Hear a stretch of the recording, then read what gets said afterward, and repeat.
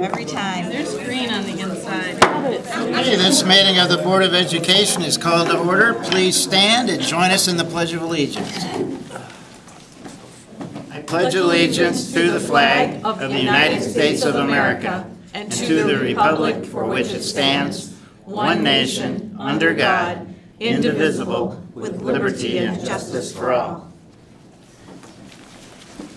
Thank you all for coming. Welcome on this Cinco de Mayo, and we'll get started by approving our agenda for the meeting. There's a motion, please, on page 2. Are there any changes? Mr. President, I move that the Board of Education approve the agenda printed. Thank you, sir. Second. Thank you, Terry. All those in favor, please say aye. Aye. Opposed? The motion passes, and we'll move forward with our agenda. And the first stop is the superintendent's report. Mark? Thank you, Randy. First thing up on the docket is our bond project update and a change order summary, and Johnny Edwards will take the lead on that. Johnny? Thank you, Superintendent Bigling, as well as Board of Education. I just really wanted to share our good news about our tours today, and there is another tour on Thursday. So today, just before this meeting, we're going to take the staff at Central Elementary School, along with some of the board members who are also able to make it, to see the new facility. And while the construction is still underway, there's still more work to be done, but more importantly, the excitement on our staff face. We were able just to see what their classrooms are coming together, the furniture partially has arrived. They were able to just kind of get a good feel for what the future is going to look like, and it's only a couple of months away. Overwhelmingly, lots of smiles and thumbs up. The teachers also had a homework assignment with their principal to kind of identify spaces that they'll be working within.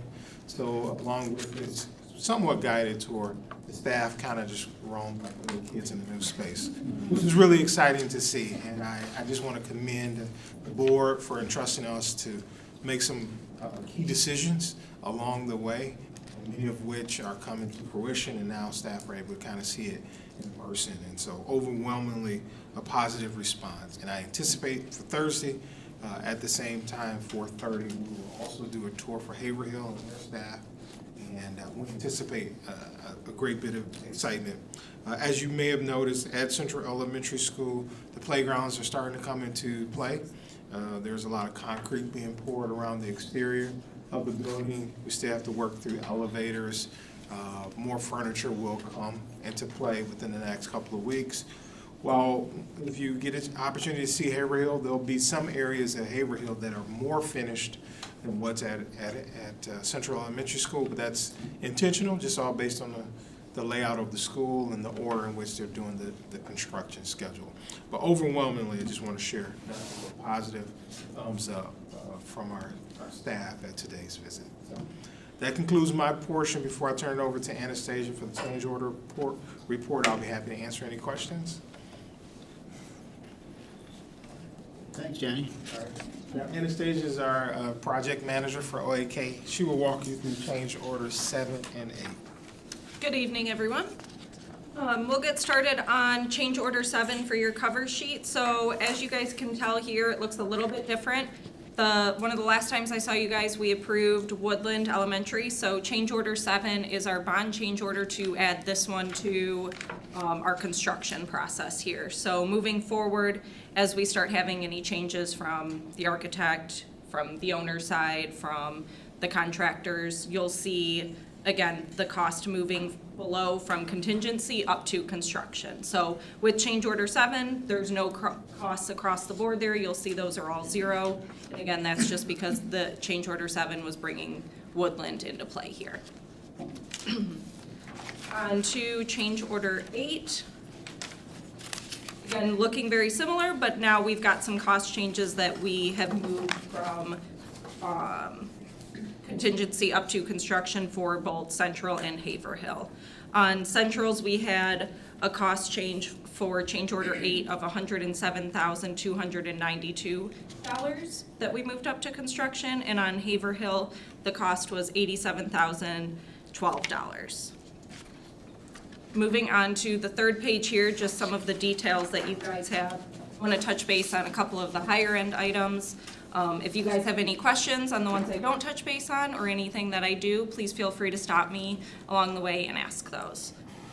So on Central, we had added some new raw cold water piping. Originally, that was connected to the softened water throughout the building. Typically, those are non-softened, so we ran new piping to the exterior hoses for that, for a cost of $35,218, and that had one contractor affected. On Central still, Bulletin 13, we had some mechanical updates which shifted water pipes, avoiding some structural piers. So that was noticed during the construction. Once the pier was built, we were looking at where that water piping was supposed to go in the wall. Realized can't go right there. We've got a bunch of rebar and concrete in the wall. So just the cost of shifting that over to an appropriate spot. That had a cost of $13,628, and that one affected 6 contractors. Another one I wanted to touch base on for Central was Bulletin 14. We added some waste piping for sinks on the 2nd floor, some door revisions, and updates to the passageway return air grill. The majority of this one involves piping updates that were included during bidding. However, didn't make its way to contractors, as we have to give them appropriate time to review the documents and be able to include it in their bid. So while the architect had made that change, it just didn't get to the contractors until after, and then it made it into a bulletin down the road. So that's this one for a cost of $14,684, and that one had 4 contractors.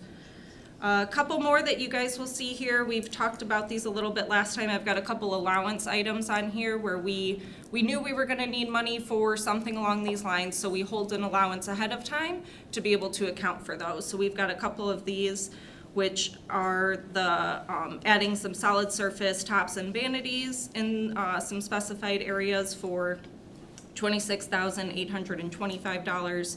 Originally, these were not assigned to anybody during bidding or accounted for. We just knew that they kind of fell in a gray area with whose countertop or whose casework they were on top of. Another one is the allowance for the remaining balance of the project fencing for $44,978. So when we went out to bid originally, Lounsbury had picked up the majority of the site fencing as well as a little bit of the playground fencing. Once we went further along design and determined really what fencing you guys wanted and also the overall package, it made sense to award that to Lounsbury, as they had some bits and pieces, so it all had a nice cohesive look. So again, Central's change order 8 had a total of $107,292. Any questions on these before I move on to Haverhill? Okay. On to Haverhill, Bulletin 10, we had some roofing detail clarifications, added sheathing at the exterior roof. We had an added detail to show the concrete cap detail for underground electrical services. So the majority of this one really had to do with that concrete cap detail. So when we went out to bid, if you guys remember, Consumers was going to do the power originally. So that detail for the concrete cap with that would have been included from Consumers. When that came back to us, we had to add that detail in and give that work to our contractor. So the majority of that piece was for encasing that in the concrete for an add of $24,853, and that affected 3 contractors. Another one was adding the backflow preventer for the building domestic water. This was required by the building inspector in code. So that was just another one that came up during construction while we have those inspectors out, for an add of $7,037, and that affected 1 contractor. The last one I'll touch on here is the playground equipment changes. That one was an add of $28,000. So initially, when we had awarded the playground equipment contract, this was based on a voluntary alternate bid. During the shop drawing review, it was determined that there was some changes that both the owner and the architect, we had multiple meetings on what they were proposing and what really we wanted the design to be, that design intent. So this cost was bringing that original, or those items up to the original design intent. Overall, Haverhill's change order 8 was an add of $87,012 up to construction. Any questions on Haverhill or overall? Anastasia, are the number of change orders that you're seeing on these projects, you know, kind of in the ballpark where you're, for other projects about this size? Yeah, actually, and so you'll notice a little bit as we get to the end, we had a little bit of a lull as we went down. As we start to wrap up at the end, there will be a couple more that you guys will see probably in the next quarter as we're just buttoning up little loose ends. There could be something from the owner's side that we're deciding to add or change. So there will be a little bit more as we wrap up the project. But this is typical for where we're at right now. And just to point out two numbers on the document here, we're still close to $2 million in contingency left for Yes. Central and for Haverhill, so there's Yeah, we're still a lot of contingency. a couple months to go and. Don't jinx it. Yeah, right. I know, please. Okay. Thank you. Thank you, guys. Thank you. Next on our report are some Parent Advisory Committee awards. Janine, while she's walking up, I just want to remind board members that our next KCSOA meeting is on that date was changed from what was originally scheduled, and it'll be at the new CTE Center on the day prior to the grand opening. So your meeting will be on the 21st, and I think the grand opening is the following day on the 22nd, beginning at 4 o'clock for opening to the community. So hopefully you'll get a sneak peek at the center if you're able to make that Wednesday night event. Is that? All set, it's all yours. Okay, thank you. Well, in honor of Teacher Appreciation Week, it is my honor once again to introduce you to our Parent Advisory Committee teachers or support staff or parent volunteer or any administrator. And so we do have some celebrities in the building today that I'd like to introduce you to. I'll have Caitlin Deja come up first. Okay, Caitlin is an educational support and intervention teacher at Central High here. I'm going to read a little bit about how wonderful Caitlin is. She's an amazing pillar of support for my students' 4-year career. She's always been easy to reach and provided supports with any issues that arose for our students, whether it was at Central High, KVCC, or the Career and Technical Education Center. Caitlin goes above and beyond our expectations. She has been instrumental in my daughter's successes during high school. And that was you were nominated by a parent, Stephen Rockles. So, you don't want to say anything, that's okay. That's all right. We do have this beautiful plaque, and in honor of all the work that you have done over the years, you've been here quite a long time, right? Yeah, so that is for you. Thank you. Thank you. And we have some flowers as well. And you want to just stand right here? Yeah. Okay, all right. I'll just keep her up here a little bit longer. She's used to being in front of people as a teacher. Thank you, Caitlin. No problem. Marcy Nunez is another person that we have are going to honor today. He works at Central High as well. I'm seeing a pattern here. Mr. Nunez is a great human being who is always available to listen to the students. He also forms insanely good relationships with students. And you're also a great wrestling coach, which I did not know until today. So, and you were nominated by Eric and Brady Cooper. Yeah, Eric Baxter and Brady Cooper. Yeah, so congratulations to you. Thank you. I'm going to give you here. And those are the letters for you, so you can do that. Yeah. Yeah, I'll take that. And I'm going to give you those two. Those are beautiful for you. Oh, yeah. Beautiful. Thank you, Marcy. We also have two other people who were nominated, and we want to acknowledge them. Ms. Caitlin Walsh up here. And Caitlin is an educational supports intervention teacher at Amberley Elementary, tell you a little bit about Ms. Walsh. Ms. Walsh is consistent and calm, which supports my students' school experience. She is such a cheerleader and roots for my son's success.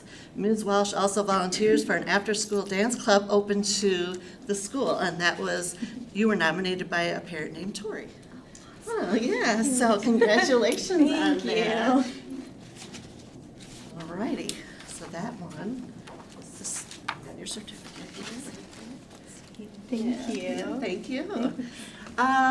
We have one other person who is not here, but I do want to acknowledge her, Ying Lu.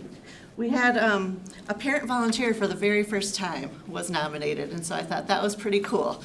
So I definitely want to put a shout out to Central Middle School for doing an awesome job at hiring folks who are going to help children and even be nominated for an award. So on behalf of the ESI department and Portage Public Schools, I want to thank you very much for all the work that you've done. I'm sure flowers don't cover it, but I really think that we have a great team here. So thank you very much.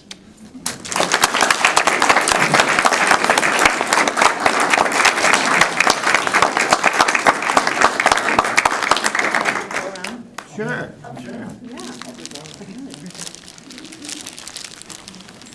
Congratulations. Thank you so much. Thank you, congratulations. Oh my God. Good work, sir. Thank you. Congratulations, thank you. Congratulations. Thanks for all you do. Congratulations. Thank you. Of course, thank you. Thanks for all your work.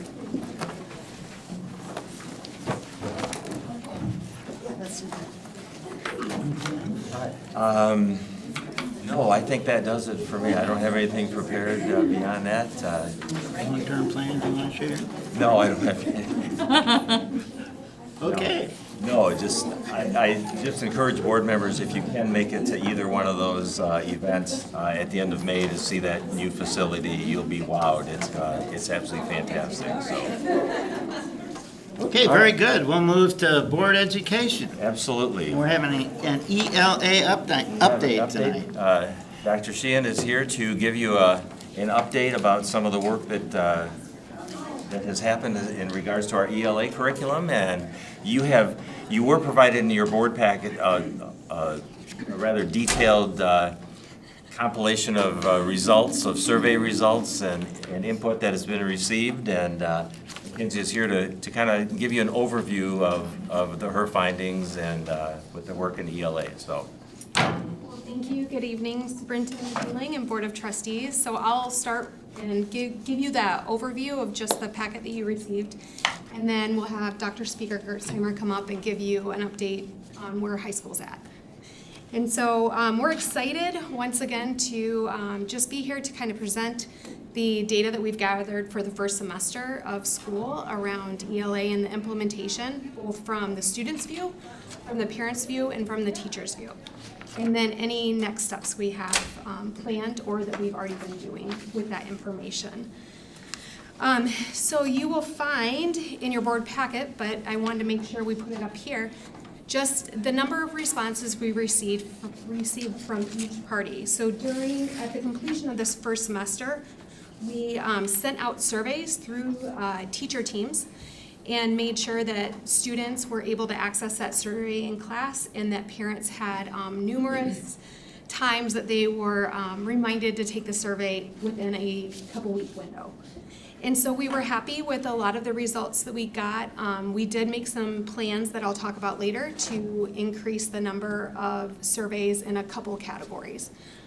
But in general, we took all of those results and we put together kind of a broad sweep tonight, but you have the detailed information in front of you. If you would like to read all 28 pages, I would love it. But our first category that we took a look at is just the students and how they're reacting at home to what they're learning in ELA. We want to know, are they talking about it? Are they having those home conversations? Or is it something that maybe isn't coming up? And that would give us a gauge on even the parent feedback that was coming our way. Because we know if the kids are talking about it, then the parent feedback is going to be extremely meaningful because they're hearing all about it. So we were really interested to see when you look at just K through really 6th grade, there was only between 1 and 11 families that hadn't heard anything about ELA. So we felt pretty good about that. But for the most part, we saw that significant dip once they get to middle school, that they're not hearing as much from their student, which we all could have guessed that ahead of time. But we were really excited to see that even in middle school, they are still talking about what they're reading and what they're writing about at home. And you can see I've included little quotes and snippets from students as we go through.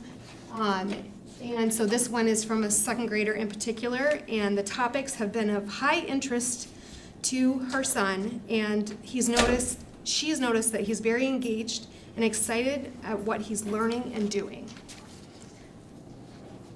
Now, when it came to middle school, we had a number of families fill out some open response questions, and those weren't required, so we had between 29 and 18 families respond at different grade levels just within middle school. And so these are just a few of kind of the key ones we wanted to pull out so that people could hear some of the responses we got. One says, I really enjoyed that my student gained perspective on a story about a family very different than our own, but allowed us to discuss the dynamics of families and similarities and differences altogether. That was from a 6th grade family. Another one was understanding what it's like from another person's lived experiences. I felt it was important for students to read about others who are not like them and think outside of their comfort zone. That was 7th grade. And the last one we have up there is from 8th grade. And the last unit really challenged my student to read multiple texts and find how to pull components of each to explore a broader topic. It was tough. It was a tough session work-wise, but I do think it made him a stronger writer. Loved bringing this genre up at Halloween time. What a fun way to keep him engaged. And you can tell that that's referring to that first unit of 8th grade, Twisting Expectations. But so in general, what we saw from middle school families is we saw a couple pockets of different critiques and suggestions that we'll talk about when we get to our action steps. But for the most part, we were extremely excited to see a lot of really positive responses around improvement in writing, improvement in connecting texts, and being able to talk about literary devices and other complex topics. But we did see, like, for instance, 3 families in 7th grade commented on not liking the topic of that unit. But so for the critiques that we had, it was very small pockets between 3 and 5 people, and it was really hard to identify a trend. So, and that information too is in your packet. If we move on to looking at elementary, I won't read all of these because you do have it in front of you, but instead we saw a very large amount of elementary families comment on they believe that their students were growing in writing and reading more than they had seen before. So that was extremely exciting for us to see that type of response from parents in particular. I do want to point out there was a couple, about 4 different family comments that address their own home culture being brought up within some of the books. And one of the quotes from a 1st grade family said, talked about the Nigerian folktales that were brought up in 1st grade on Anansi the Spider, and just that sparked conversation back at home where they actually want to learn more about it. We saw another one that was talking about how a student has refused to want to learn their home or their parents' home language of Spanish, but then when introduced to some of the books, started asking more questions, and now they're starting to practice Spanish at home again. So there was different pockets that we've seen that have been very exciting, where we're hearing from our community just on how their family life is being affected in little ways. So those were a lot of fun to just read and to get to know families in our community a little bit more. So when we looked at family responses, one of the questions that we specifically asked was if they found the materials for the unit appropriate for their students' age and maturity level. So we asked this both at the parent, well, actually, we asked it at all three levels, the parent, the student, and the teacher. So in general, you can look at the 5th grade and the elementary side. So 3rd, 4th, and 5th was asked this question, but we did a different scale. So I wanted to clarify that ahead of time. We had a 3-category scale, and for middle school, we had a 4, which is something that we would change in the future so that we can compare the data better. But in general, we saw, when focusing on 5th grade, that 88% of the 132 families thought that the content was mostly or completely appropriate for that age group. And then looking at middle school, we saw 94% of the families thought that it was somewhat to completely appropriate, and which leaves only about 6% of the families that reported that they felt like the content was inappropriate. So, and the students really confirmed a lot of that for us.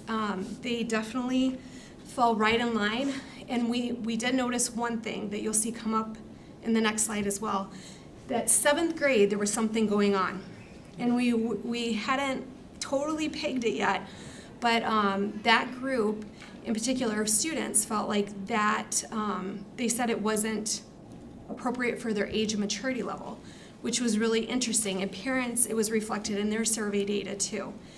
So as we go on, keep an eye on 7th grade, and you'll see where we go.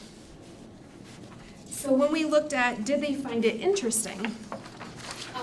We saw a variety of responses, and we also saw that most students, and even in the earlier grades, were very interested in the units that they had.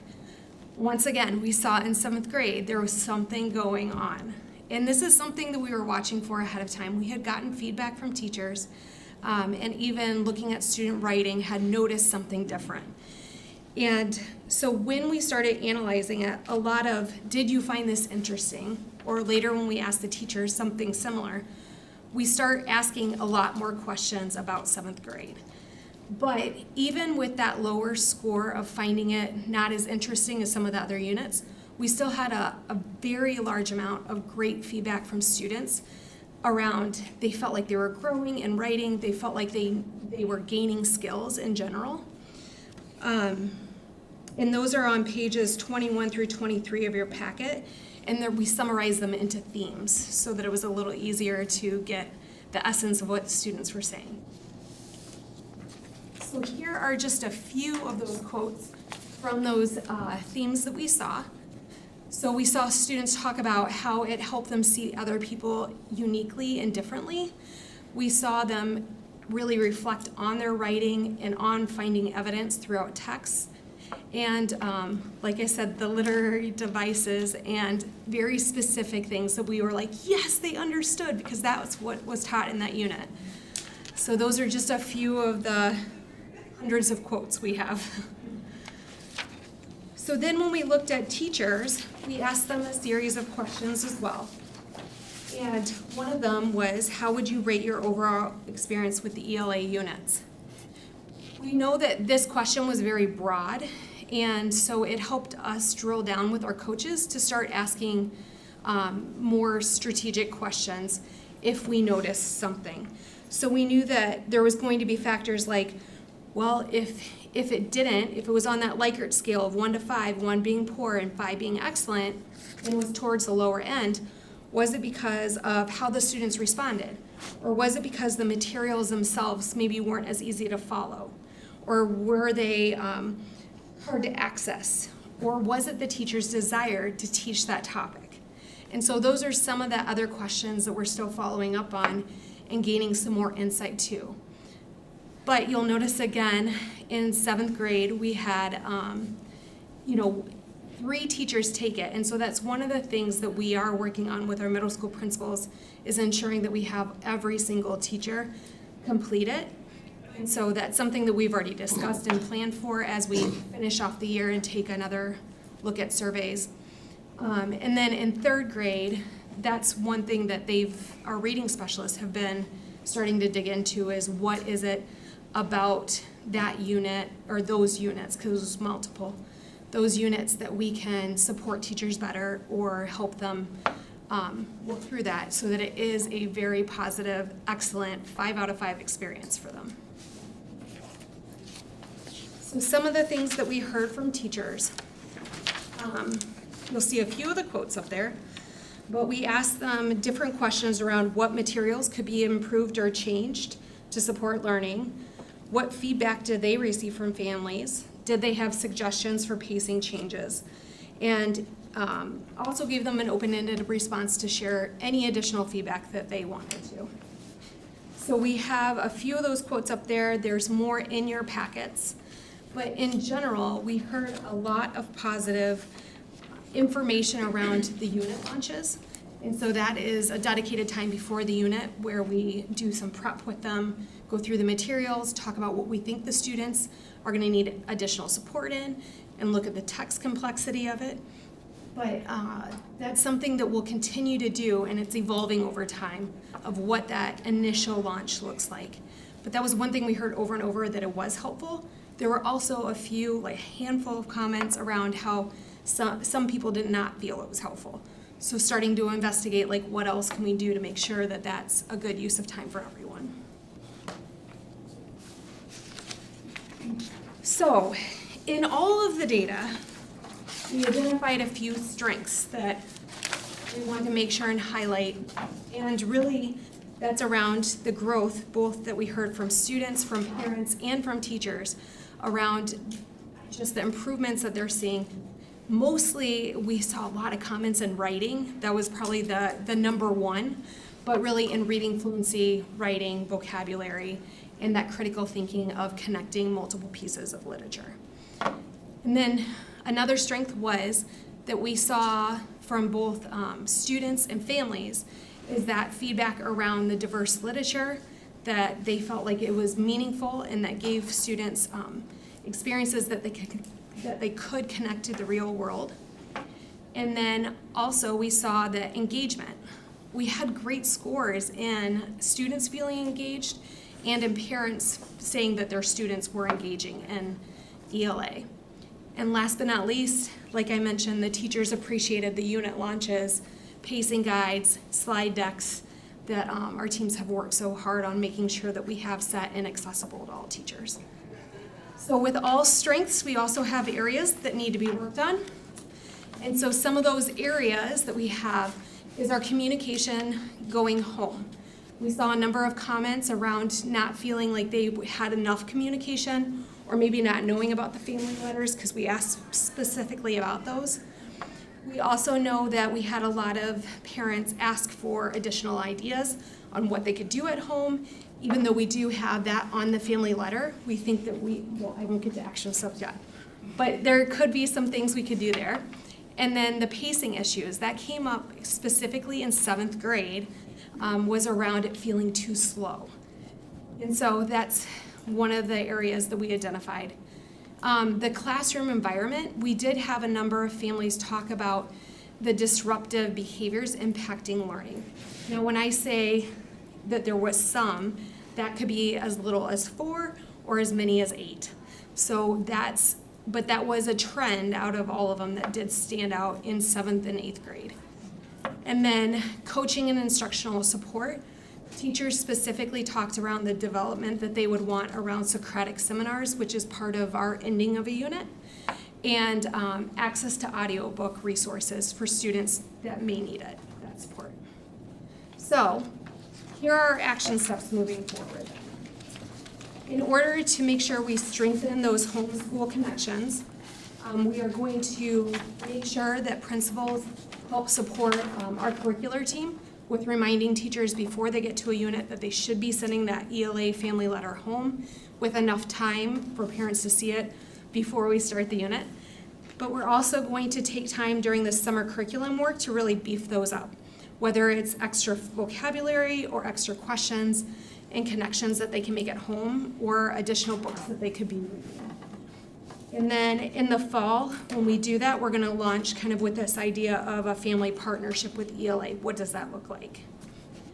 And ensuring access to learning materials, we are going to make sure that we provide our teachers with a kind of a one-pager of how to use Destiny, which is like our checkout system for books, how to make sure they know how to check those books out to students, because we bought such nice bound of books, which you'll hear about a little bit later.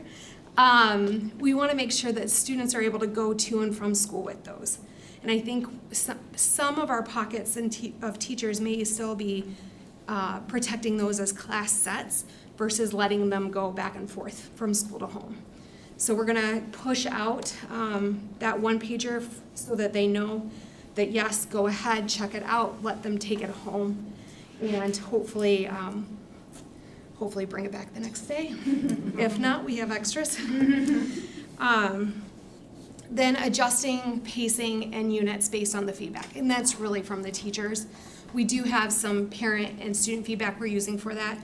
This summer curriculum work, we will be working really hard as a team to make sure we get all those changes made, just the little tweaks, and adjust to the calendar so that we have extra days for certain things that we know took longer for students, and that we have that flexibility though for teachers, depending on the class that they have and the students in front of them, that they can make those adjustments. And really the biggest lift is going to be that Unit 1 of 7th grade. So we've been in communication with our curricular resource partner, letting them know the feedback that we have. They've been getting that same feedback from some other schools, so they are revising it, and it looks really exciting and good. Still following kind of the same vein of what we've had, but we'll be looking at that as a team this summer and making any changes that we need to for there. And then in fall, implementing all the updated pacing and recommendations with the teachers before the start of the year. And then last but not least, our additional coaching and modeling. We're going to develop a short series of videos from our own teachers here, modeling what those Socratic seminars can look like, so that we can use those with new teachers or teachers that need additional support, or just curious to see what other classrooms look like doing it.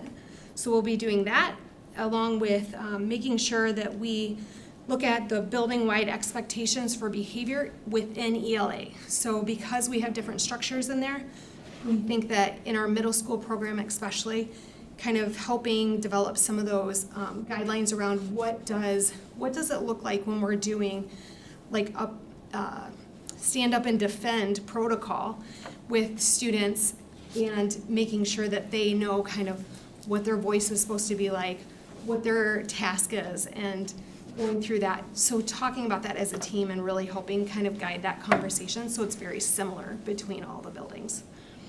And last, we'll make sure that we're continually surveying teachers for the effectiveness of coaching and any professional development changes.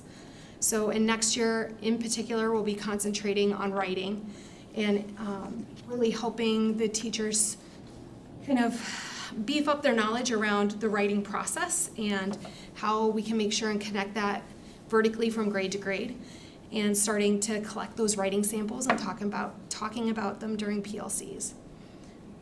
So, with all that said, before I hand it over to Tracy, are there any questions? If not, she can come right on up.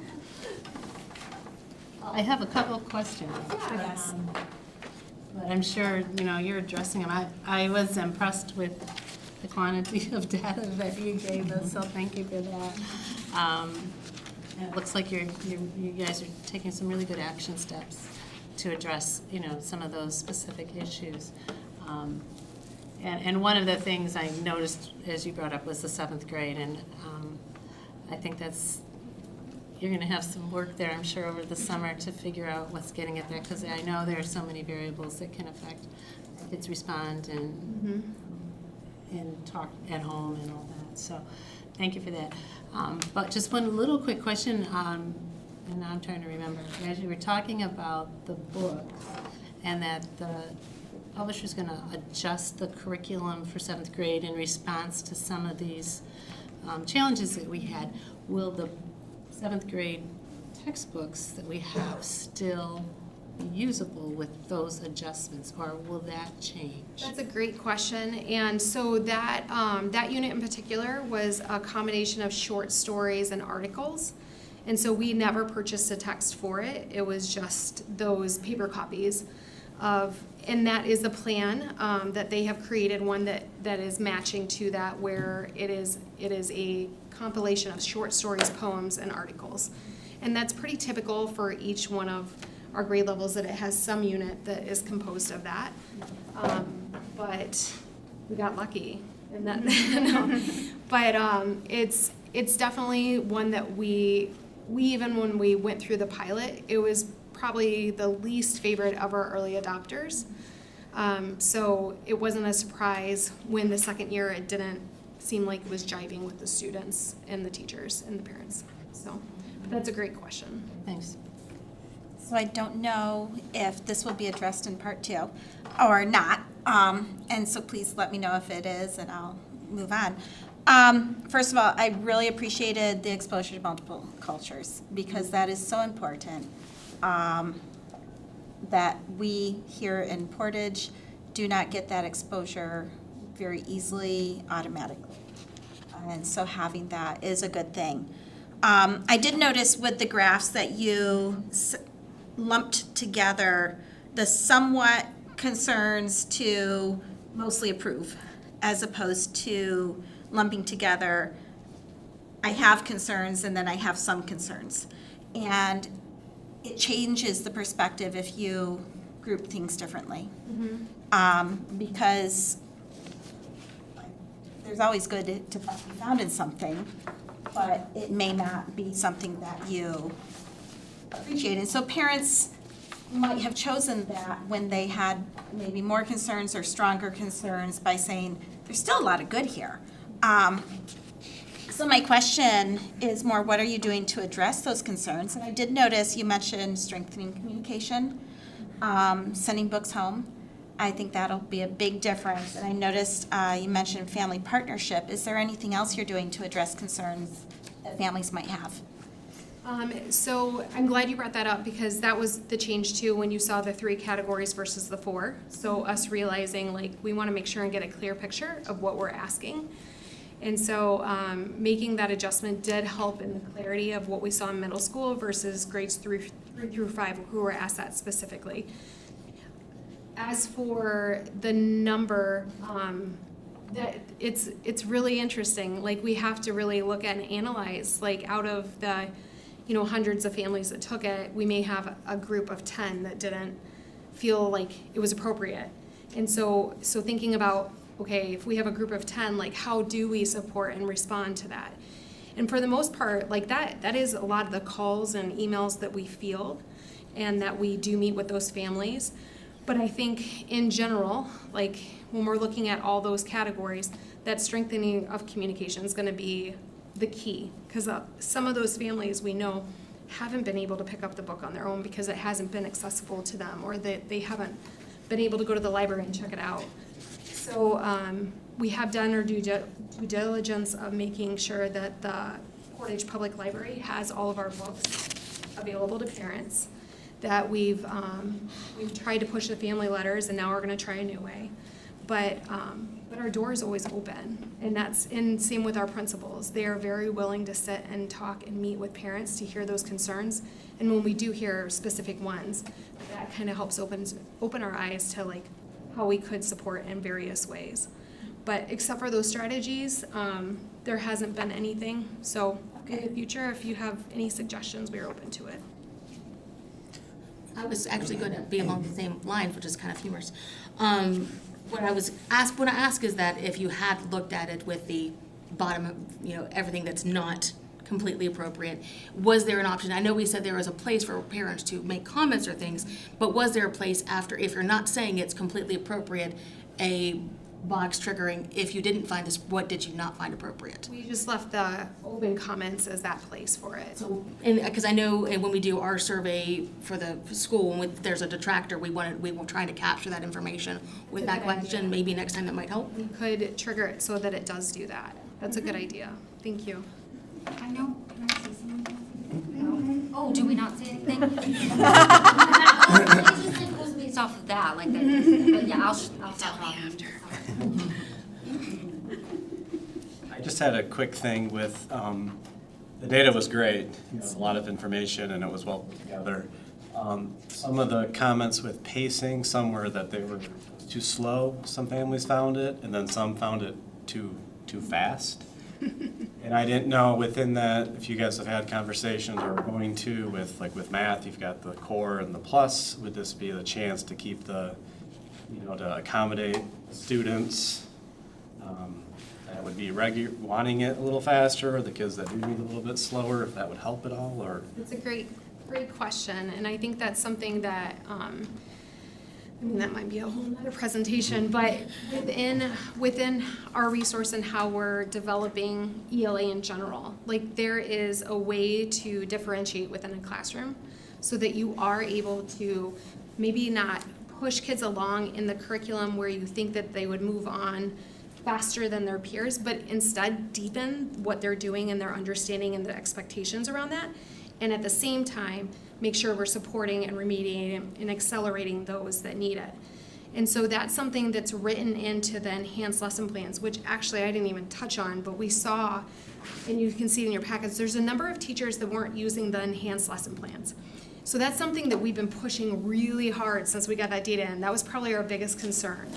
And that's something that's, honestly, this is a different way and a different expectation than we've had in really utilizing the detailed lesson plan, especially as teachers are learning it. Because once they go through it once and they see all the supports that are available for both ends of the spectrum, then it gives them kind of this cheat sheet in a sense to say, okay, where's the student at and what can I do, or what can I have my support teacher doing? And so that's something we've never had in ELA, is that really detailed plan to be able to support on both ends in a way that is still connected to what they're learning. So for instance, at West Middle School, I think some of you may have attended the Watership Down presentation. It was an extension activity that they were able to choose to do or not to do. And it was some really deep research, but it was connected to the unit that they were currently doing. And so we're getting good now that we're in the second year of this, of starting to add the layers of extensions and then also learning what that acceleration looks like for those individual students, where we're still learning how to do that. But it's definitely, we talk to our ELA teachers especially, they're like, I've never seen this type of writing from a lot of these kids. Like, I've never seen even the way that I can push all of them now, and the way that we can even extend further for some. It's really cool, and these are teachers who are experts in this.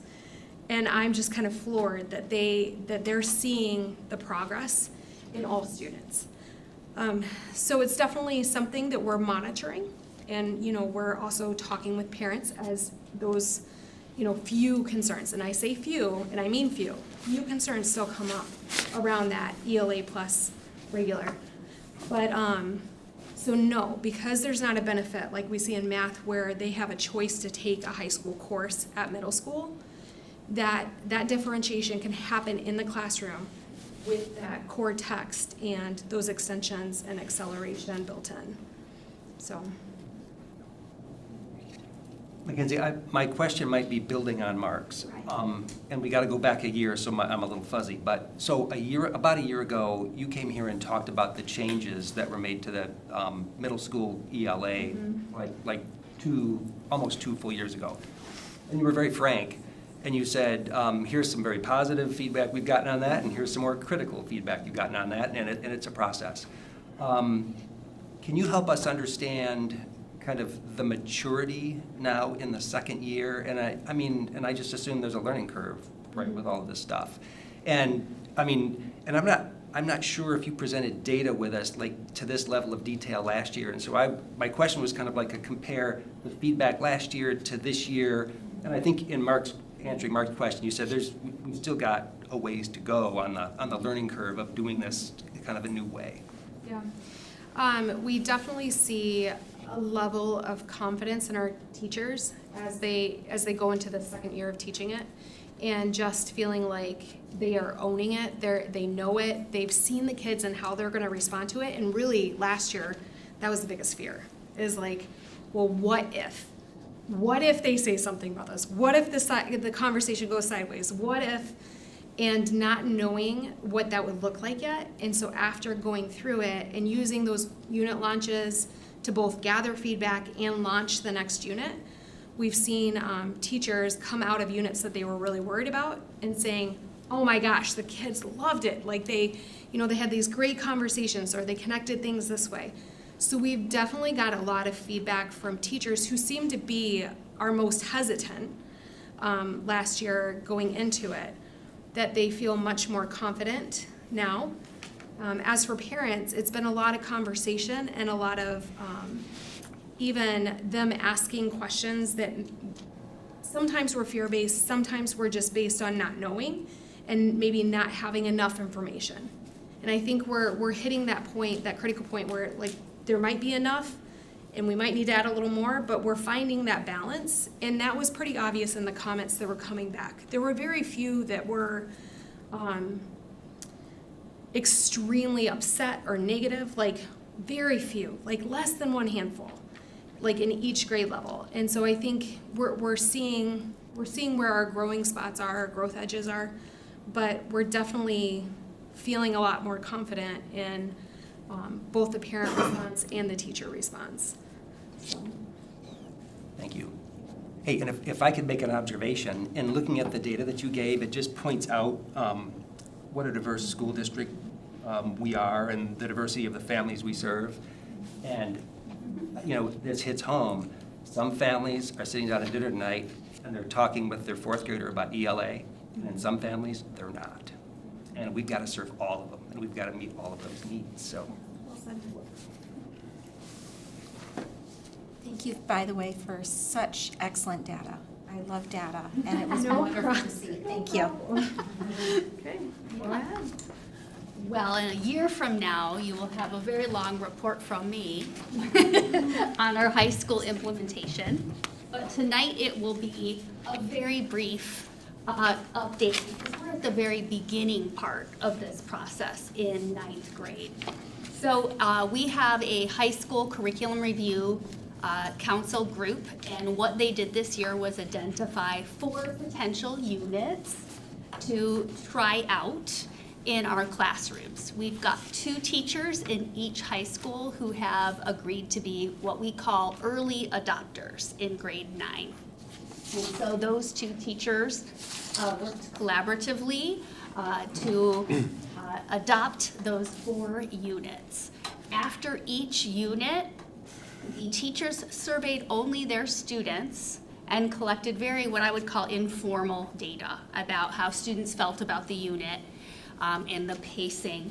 And we have made notes about that feedback and made some minor adjustments to Unit 1 and Unit 2. Unit 3 and 4, we will need to do that same process and edit those units as well. We're in the middle of Unit 4 right now. And so we have to finish teaching that unit before we can collect the data and take a look at it. You got in your packet a more detailed overview of each of the units that shared what the texts were and the readings and the assessment piece. So you saw there was a lot of emphasis on Socratic seminar and of course writing, because we're very much trying to align our goals to get students to be ready for an IB course as a junior. And so a lot of emphasis on practicing your writing skills and your speaking skills, which are essential components of how they're assessed in IB later on. So next year, when we implement the units full spectrum to 9th grade students, we will be collecting data like we did this year for middle school students. We will do that for high school students, and we'll have a much more detailed report from families and teachers and students themselves.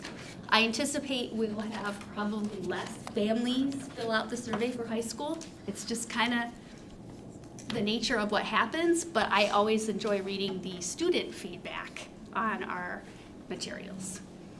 Questions about the units or where we are in the process that I can help you with? I see here you're saying English 9. Does that cover both honors English and regular English? Are they using the same materials, just differentiating a bit as to, you said before, how deep they go into it? I know of Mice and Men, I think my son read that as a junior in IB English. So I'm looking at this thinking, this is pretty meaty stuff. Yeah, that's a wonderful question, Terry. So with our honors classes, we've had those honors teachers on a voluntary basis test one of the units and then provided feedback on whether it was rigorous enough. So we view the honors pathway as getting students ready for the IB Lit pathway at the end of the road, so to speak. And so, so far when we've experimented, those teachers have said, we need to add more extensions here. Or they were able to move through the material much more quickly than we were in the regular course. The students in honors maybe would be able to read the book much faster, right? And so they had time at the end where they felt like, okay, I needed to add more extensions to this unit. So we're still working on those pieces. Our process this year was let's test out the units and see. So we've tested a couple in 9th and we've tested one in 10th grade. At the start of this semester as well, Fahrenheit 451 was tested in both honors and regular English to see if it could be used in both places. But good question. Well, and then how do you remediate students? I've been thinking about this a lot lately. We know that we have kids that are not reading at grade level. Maybe they're not even reading at 6th grade level in high school. So what kind of remediation are we doing with those kids to make an effort to get them up to speed or at least read at grade level? Yeah. Well, there are lots of structural supports in high school. We do have a reading skills course in each high school that specifically addresses some of those skill deficits. But within the core English class, if I were to provide you like the Lexile level of each of those readings or texts, you would see that they're really quite varied. So some are quite challenging, maybe in the 1100 range, and some, like of Mice and Men, actually has a much lower Lexile level, but the content of that book makes it qualitatively more difficult. So by having a range of different experiences within the course, it's more accessible for all readers.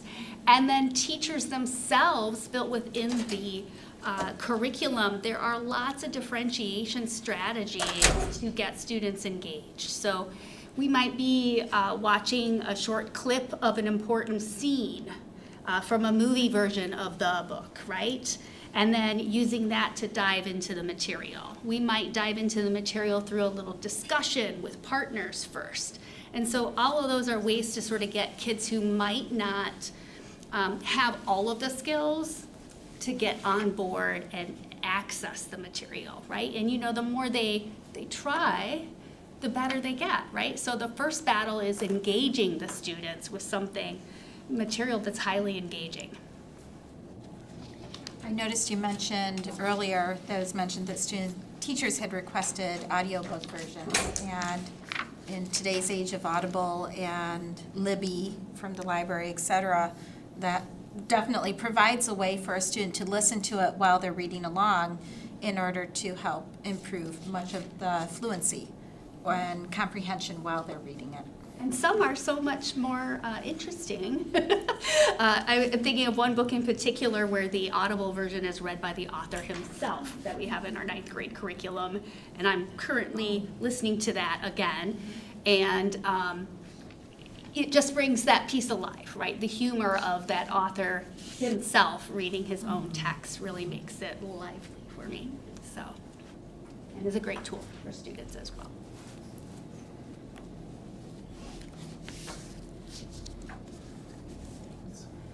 Thank you very much for your presentation. Good job, thank you very much.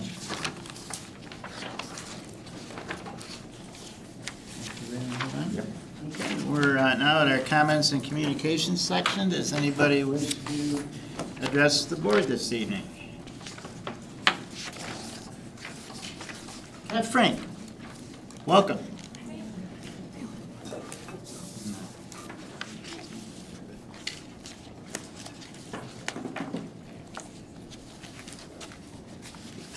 want to start off by saying happy Staff and Teacher Appreciation Week to our colleagues across the district. Your passion, hard work, and commitment to shaping the future do not go unnoticed by any of us in this room.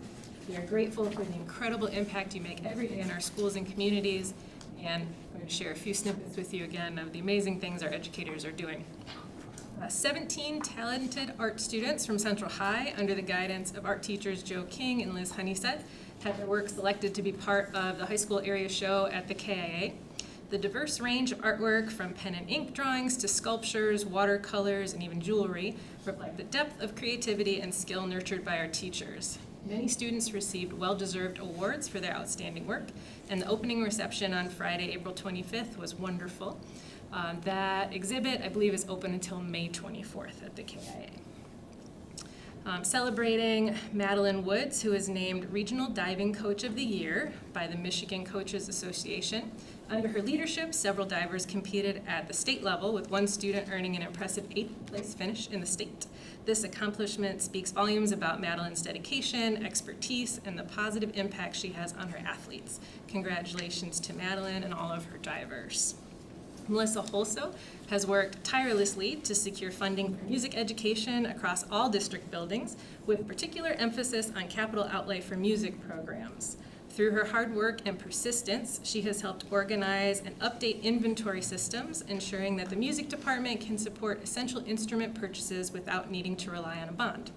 Melissa's efforts are critical in strengthening our district's music program, and her department wanted me to give her a shout out for that.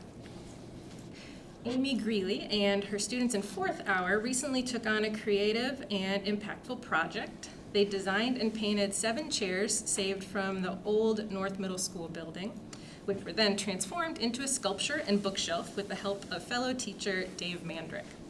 This project was entered into the Portage Recycled Art Contest, where it earned the title of Most Sustainable Entry.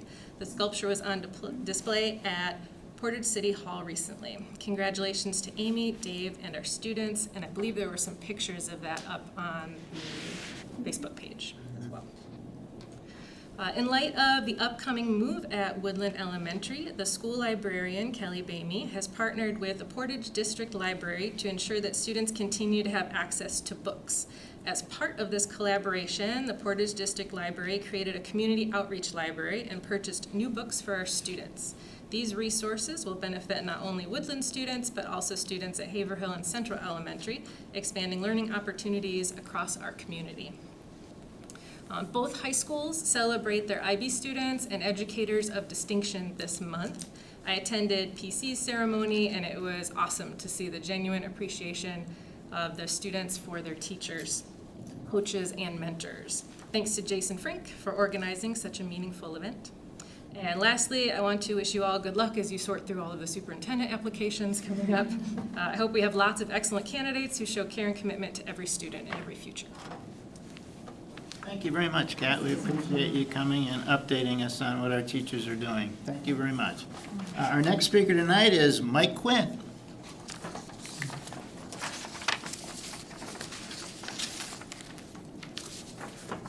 Well, good evening, President Van Antwerp and Vice President Snyder and the rest of the trustees of the board. I appreciate the opportunity to address here this evening.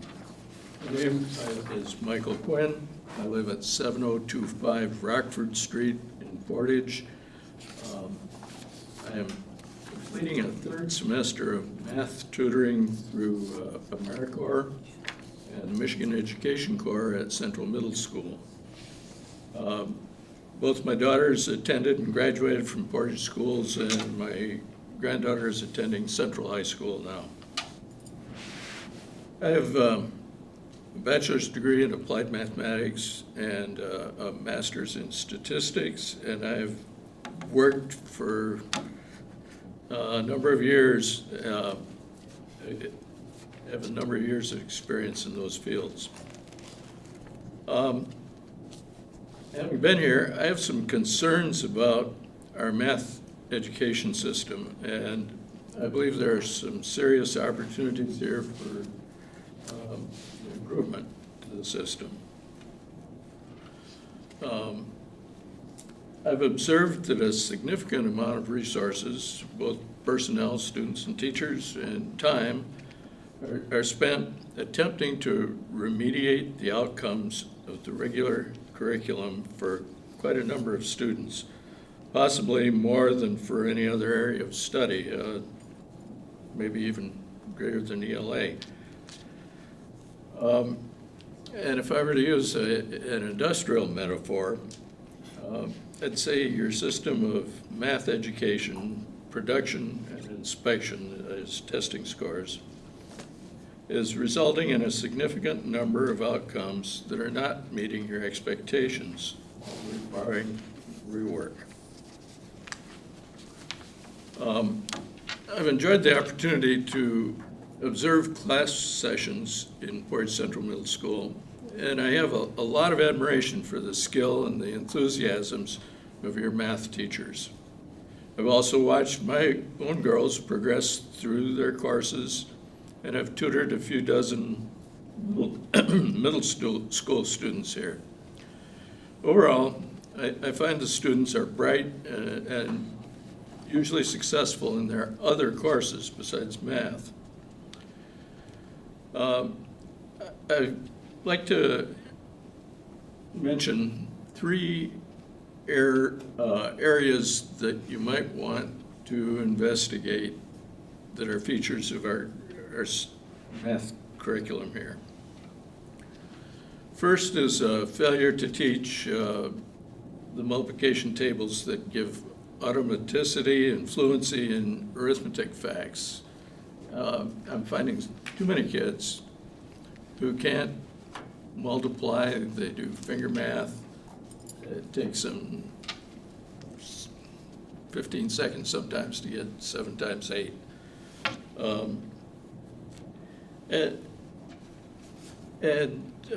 Not having the automaticity and having to do these manual computations burns up cognitive energy, brain energy that you need, students have to comprehend the problems and form the solution strategies for them. The second area is that the student loads for the math teachers seem staggeringly high. I'm hearing that they can see up to 30 students per hour for 6 hours a day, every school day. And I mean, 180 students per teacher per day. How can they do that, you know? And the third area is that I see so much of the math homework and the math practice is done on Chromebooks. This automation makes grading the problems and tabulating the results sort of doable given the insane teacher-student caseloads, but just moving a cursor and tapping a couple of keys is, in my opinion, an impoverished learning experience compared to writing and solving problems on paper.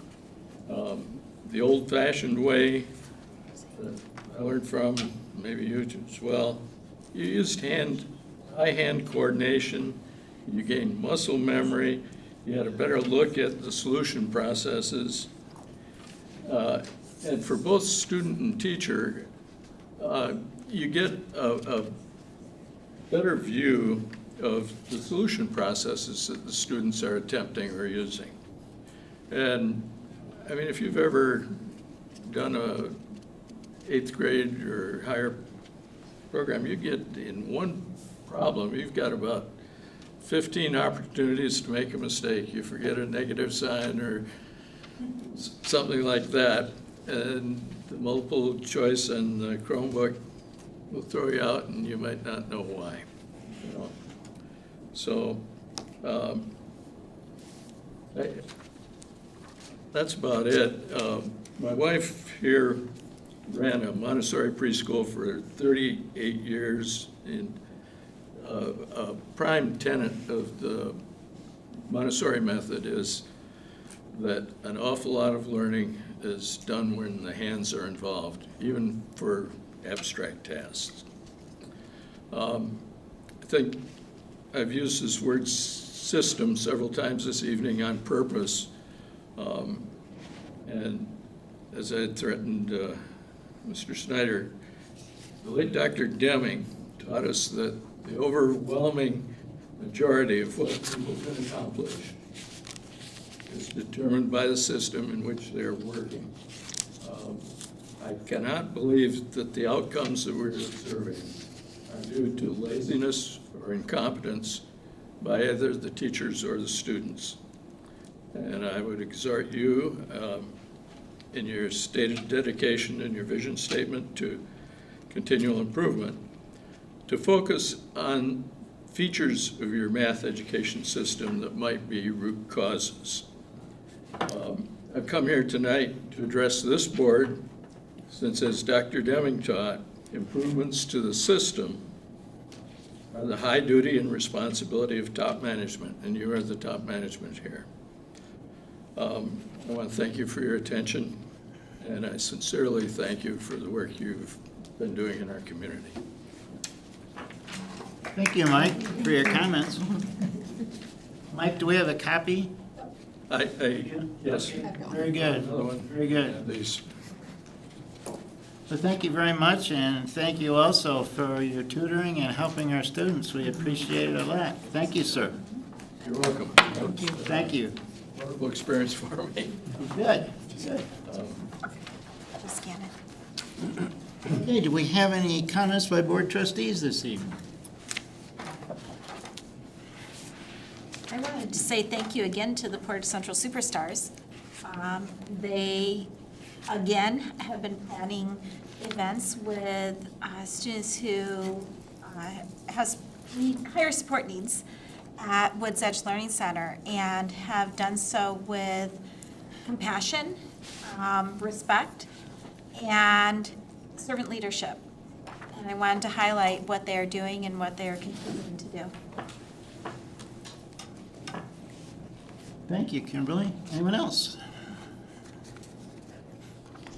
Okay, I'll go next. Well, a couple of things. Kat, thank you for your comments, and glad you mentioned the IB recognition ceremony yesterday. What you did not mention was that I believe you were recognized by 3 students as an outstanding educator.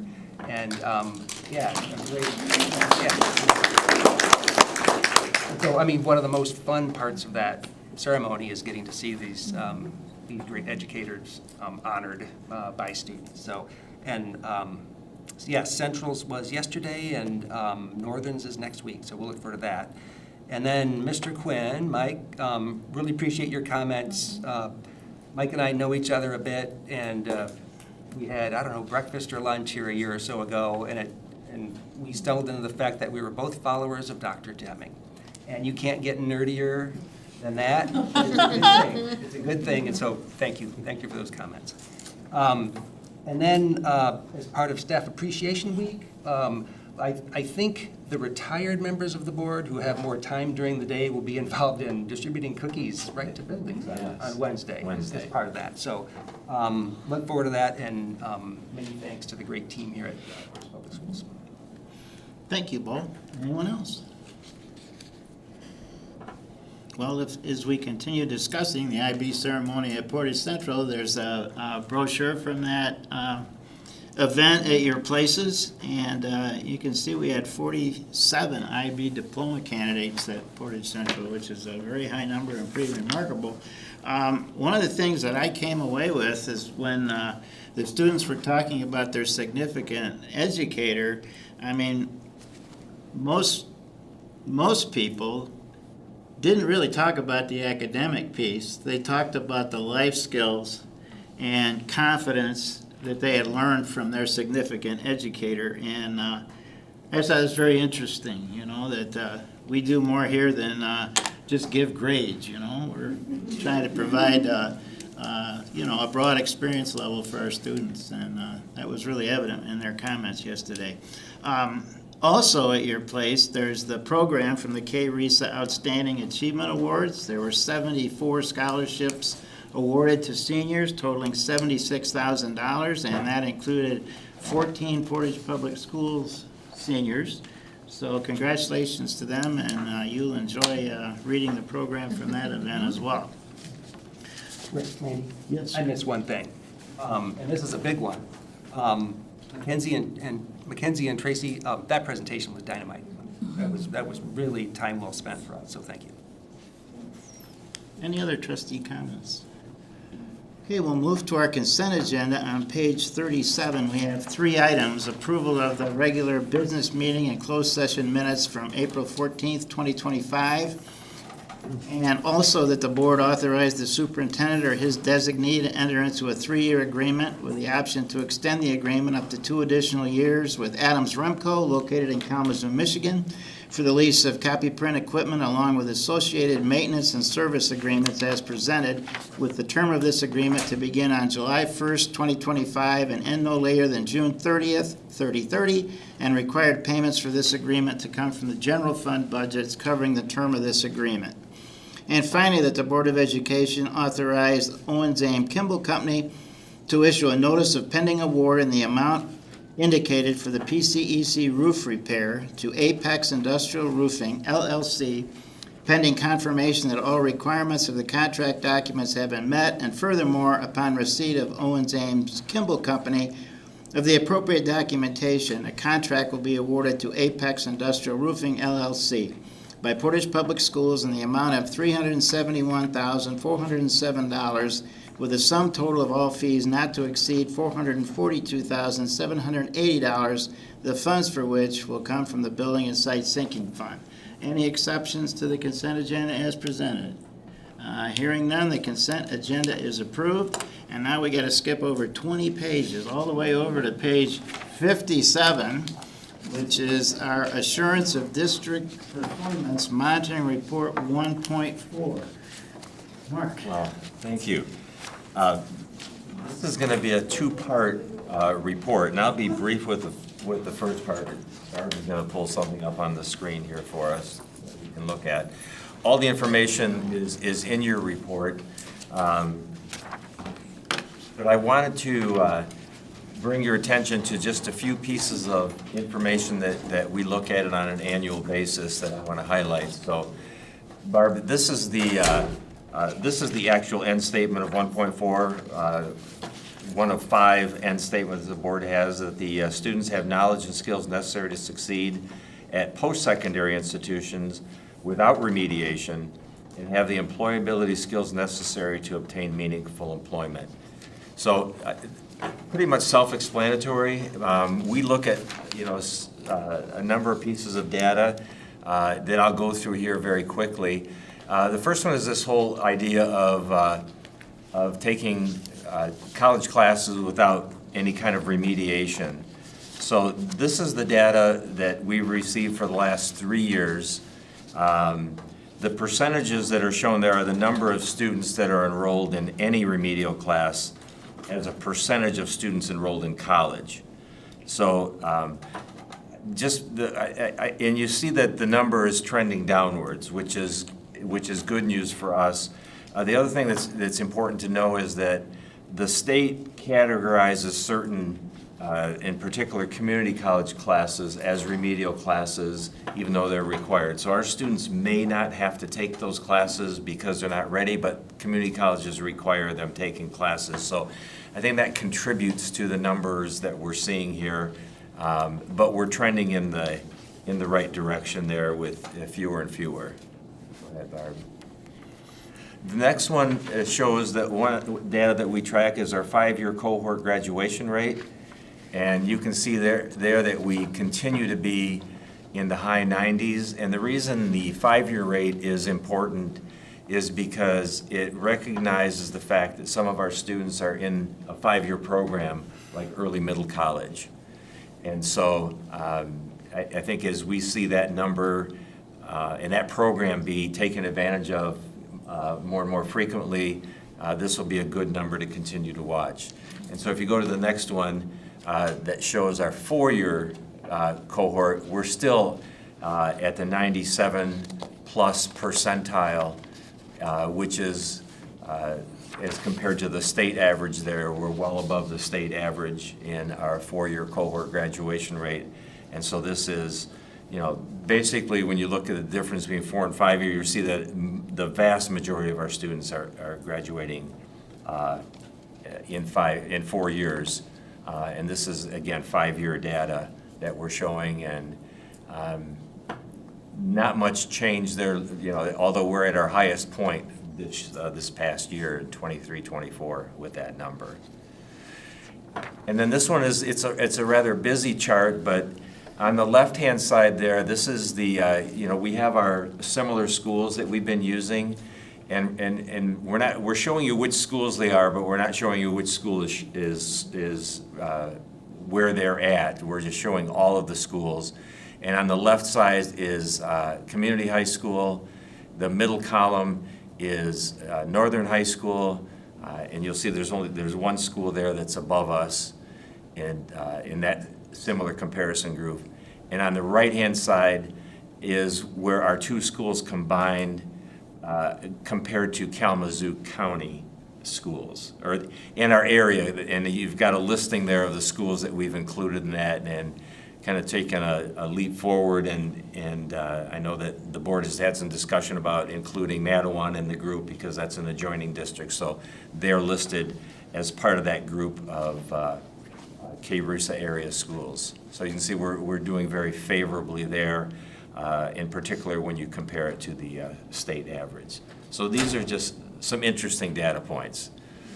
Can I jump in? Go right ahead. Well, and it's, I agree, and I would add to that. And so we've talked a lot about, setting the standard as a board. We want to see apples to apples comparisons when we can of us against schools that serve communities that look like ours. And we want to see us, consistently kind of better than 3 out of 4. Not in the middle of the road, but better than 3 out of 4. And this is an instance where we're bringing it home. I mean, when we compare apples to apples, we are among the top. And I wanted to pause and give credit. Give credit to you and the whole team, Mark. Thank you. Even though we haven't identified what, in this particular end statement monitoring report, we haven't, set that standard of where we want to be, this gives us certainly that opportunity to do so. And then the last one, this graph shows the percentage of 11th and 12th graders taking at least one CTE class. And so you'll see that 4.1% of our students are enrolled in at least one of the 14 programs which lead to licensure and certification. And then 6.8% are enrolled 11th and 12th graders who are performing work in an industry setting. And even though we're not really trying to, move anything on this, I think this will be an important, this information will be important as we look at the growth of the CTE Center to see if we are getting greater participation with the programming that's there, our efforts to bring more attention to CTE programming. And so, while there's no really conclusions to be drawn here, it'll be interesting to see what happens to the numbers over time as classes and programs develop at the center. So that's my portion. And one of the things I thought we'd do is to let you hear from a few of our graduates. We have 4 students who are Portage graduates who are well beyond high school, well, not well beyond, but beyond high school. We haven't rehearsed this. I have no idea what they're going to say. They want to talk a little bit about how prepared they were after they left school. So I think we have 4. You'll see we have 4 individuals who come from different programming, different experiences, and I'm not sure. Kelly, do you have an idea how we want to do this? What's the best way? You all just want to stand up there together, have each other support in numbers. Does that sound good? That's sure. All right. So why don't we do this? Why don't we, once you go up there, is one at a time come up, introduce yourself, where you... I have to go behind the silly podium. We're super casual here. Yeah, just informal, try to, where, your name, where you went to school, and And then whatever story you wanted to share about your experiences, and maybe what you're doing right now included in that mix. So Devin, are you going to go first? Yes. All right. So hi, my name is Devin Porter. I'm 21. I went to Portage Central High School.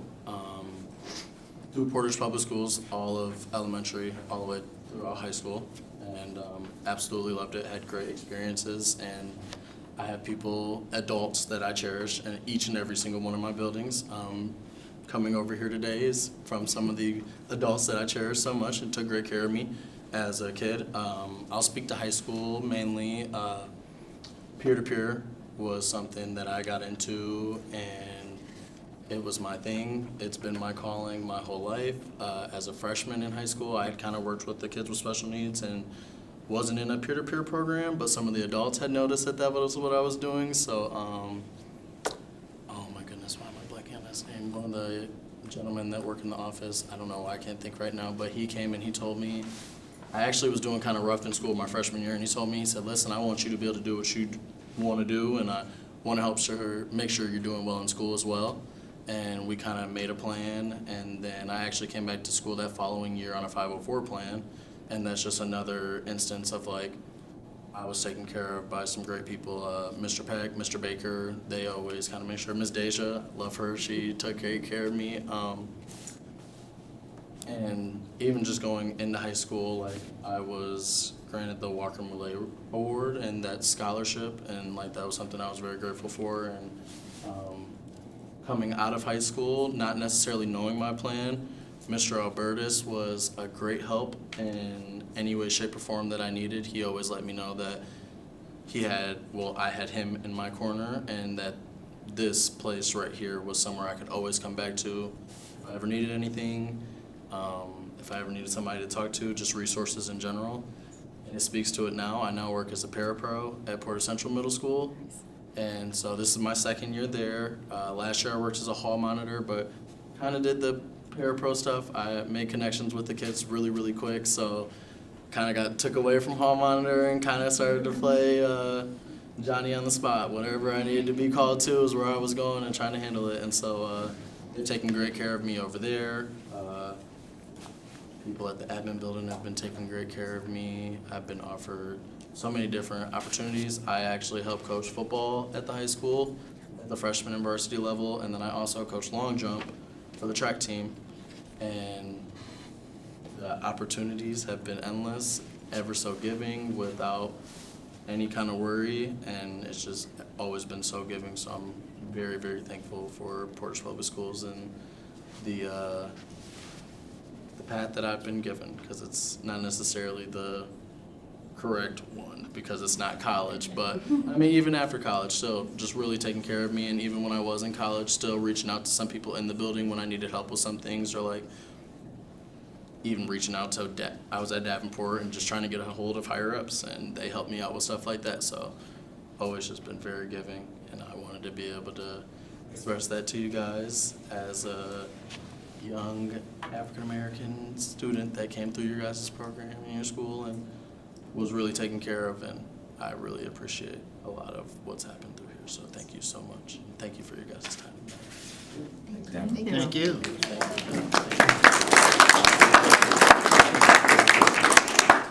I'm not an off-the-cuff speaker. I don't know how I can follow this up. It's on executive letterhead, though. I promise it's brief.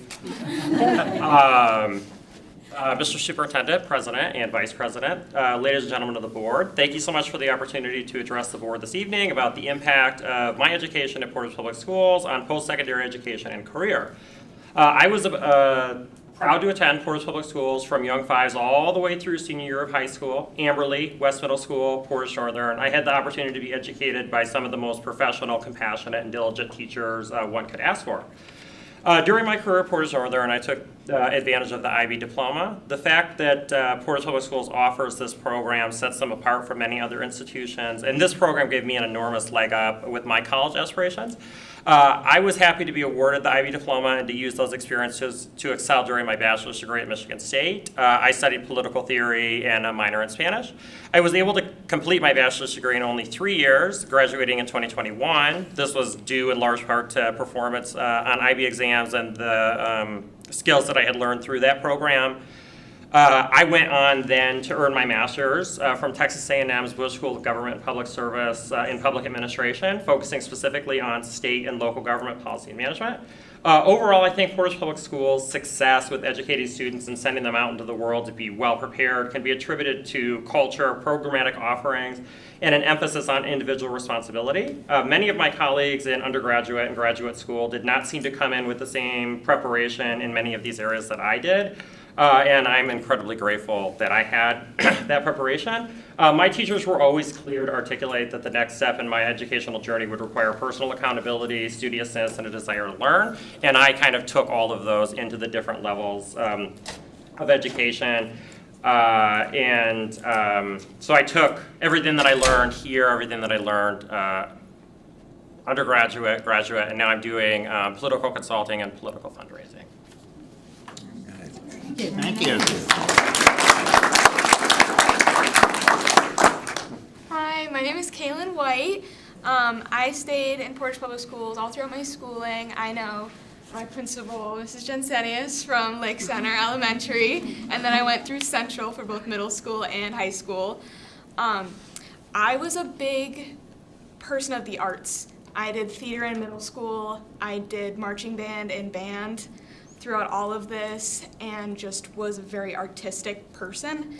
And I just really appreciate your guys' appreciation for these fields and the funding and everything you guys given to it. I mean, just the connections that I built through those programs and just the times that I had, I mean, specifically marching band was just amazing here at PC. I was color guard, so it was just amazing to see so many people appreciate that.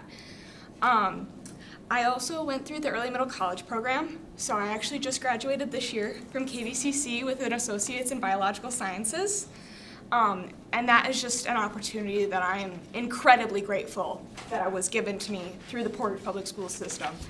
Because now I am committed to Michigan State for pre-vet in the fall, and I will be able to, if I can, within a semester, I mean within a year, apply to vet schools. Just because of this program that was given to me, and a free associate's degree, which is just amazing. And I mean, the connections built with professors and everything like that, I know that going off to Michigan State in the fall, I will feel prepared and well-rounded as a person just due to the people and the connections of the teachers and just everyone here. I'm very grateful for it. And so I thank you guys.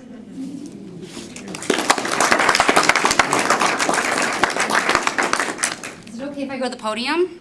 Oh, yeah. Is that okay? I've been waiting for this moment. Raise your hand. I feel bad that I'm blocking you guys. I also am like, hi, how are you? Good. We knew each other in high school, but I wrote a speech, but also because I'm a forensicator, and forensicators write speeches. And also I want to apologize for being late. I was actually hosting the Portage Northern Forensics Banquet, so Dr. Pasco convinced me to move it back earlier, and I thought I was gonna make it on time, but I mean, I was 20 minutes late, but it was a great celebration. All right. Hi, everyone. My name is Hannah Thomas Perez, and I'm a proud Portage Public Schools graduate and now a first grade teacher at Amberley Elementary. And let me just say, I love my job. I could say it a million times and I could start crying because I'm a first year teacher and I don't even want to think about my kids going to second grade. I went to Woodland Elementary, which is still basically my backyard as I live on Marfield, West Middle School, and then Portage Northern High School. It's surreal standing here today on this side of things, sharing my story when for so long I was the one sitting in the crowd listening to stories like this.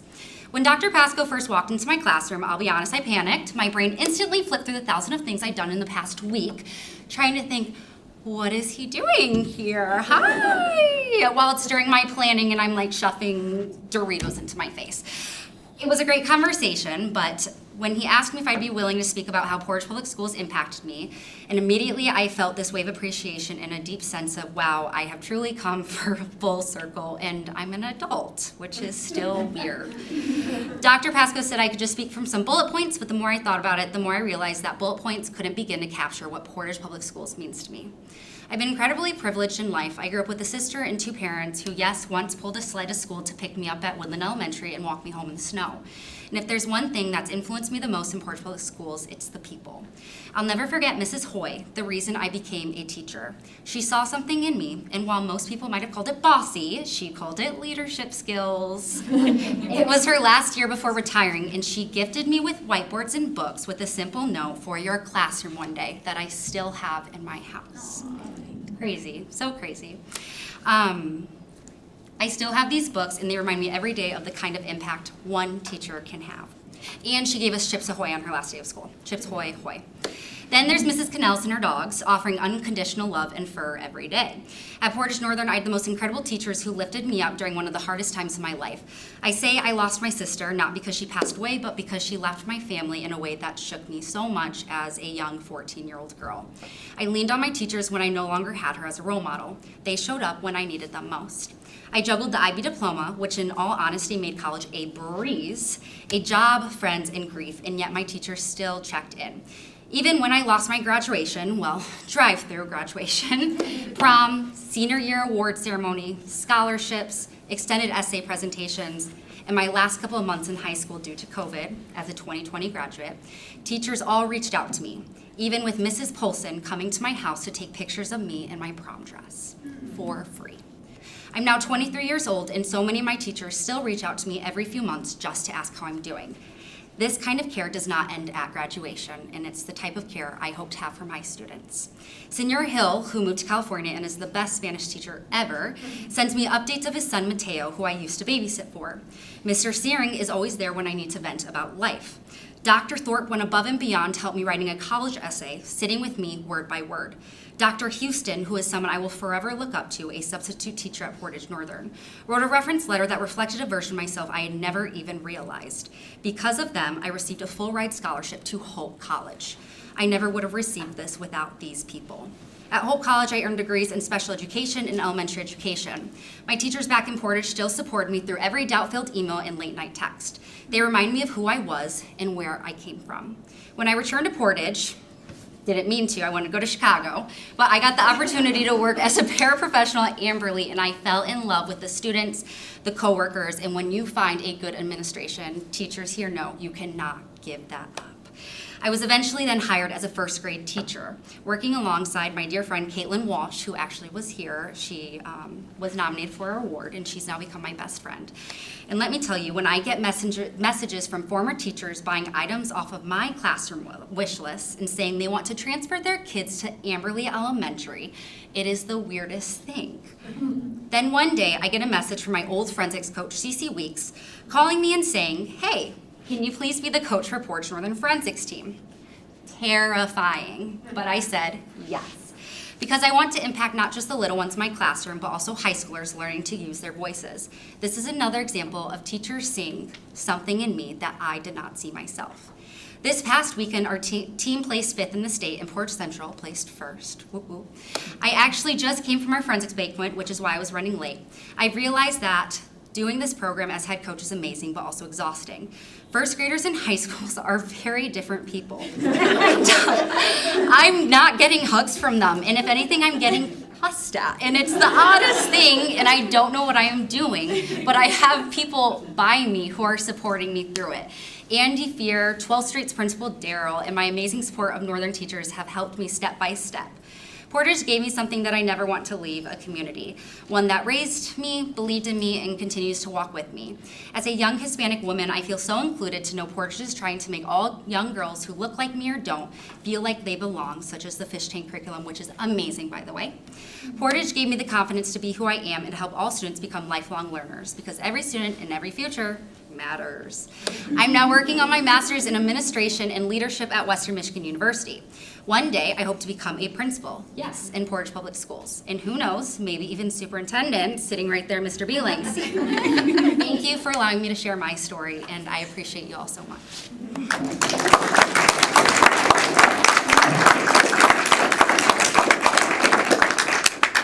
Thank you very much, former students, graduates, and now professionals.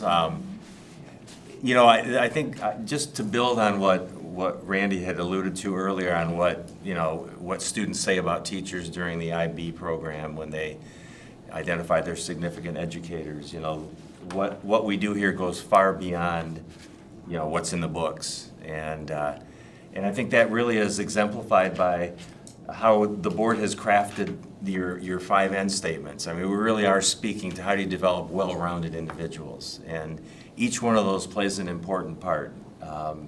And I think what you've heard today is, that you've seen some of the successes that we have, and the meaningful work that our teachers do, that our staff members do. Some of the names that were dropped are folks that are in support positions that have had an influence on the students as they work through our system. So thank you for coming. I want to give board members an opportunity to ask a question or two at the risk of prolonging the meeting. And I know you have things that you want to do this evening, but are there any obvious questions that they might be able to answer for you? I mean, we could have a conversation that lasts all night long, I know.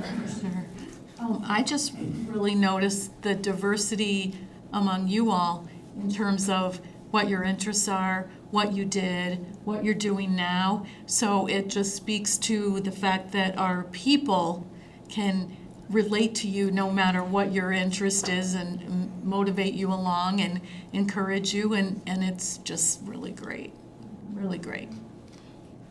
I wanted to highlight the variety of pathways that you've taken. We have IB, we have Early Middle College, which I agree, amazing program. More people should be involved.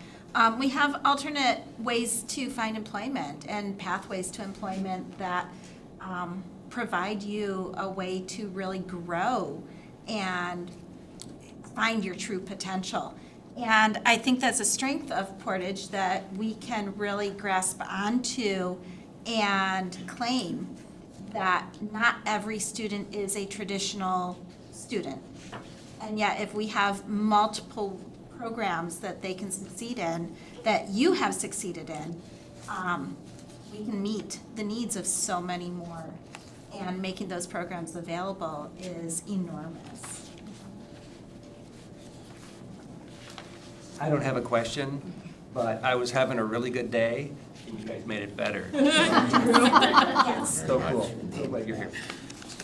It's perfect that your presentation was during Teacher and Staff Appreciation Week. It was a perfect time for it.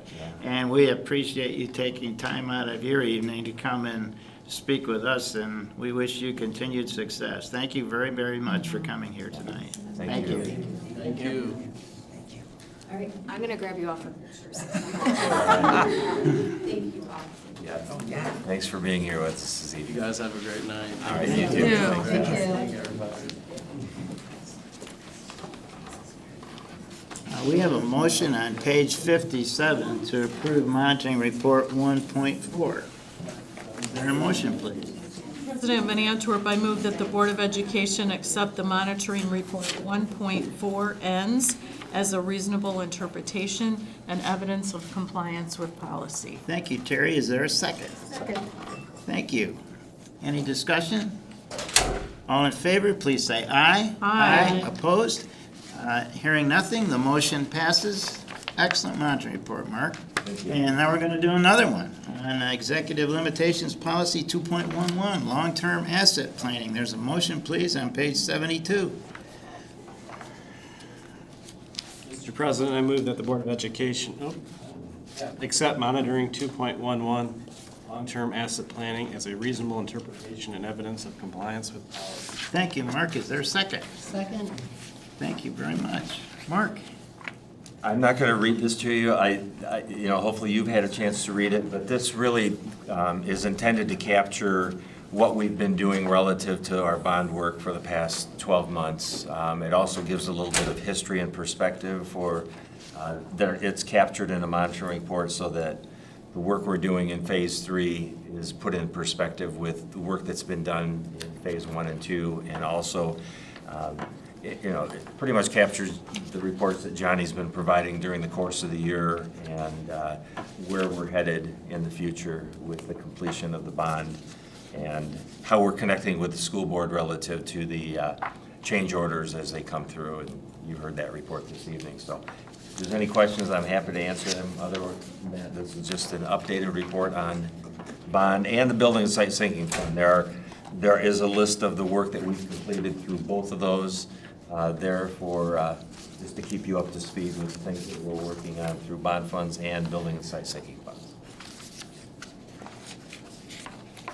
Any questions for Mark? I'll just point out that this falls in a list of these few monitoring reports that are boring but super important. So, appreciate it, Mark. Well, I don't find it boring, but, no, I know, it's not one that requires a lot of creative writing. It's capturing what's happened in the past year, and, yeah, I don't know how else to make them. It may be boring, but You're it's fine. easy to approve. And it was helpful to have all the historical stuff in one place. Yeah. So it's something for. I hope it flowed that way for you too, so. Thank you. So thank you. Yes, it reduces anxiety of trustees.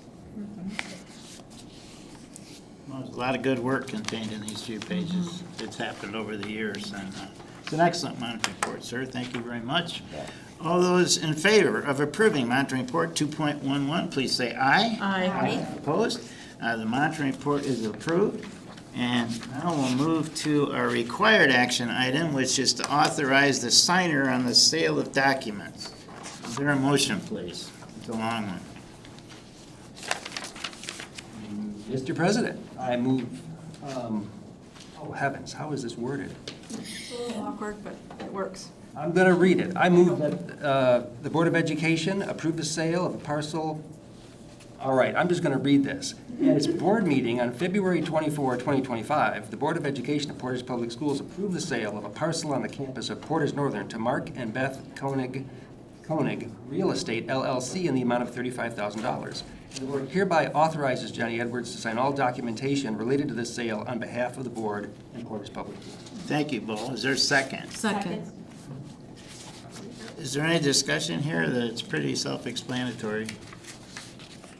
Anything? Oh, no, it is, it's a required, it's a required handoff from the board to administration to sign the paperwork.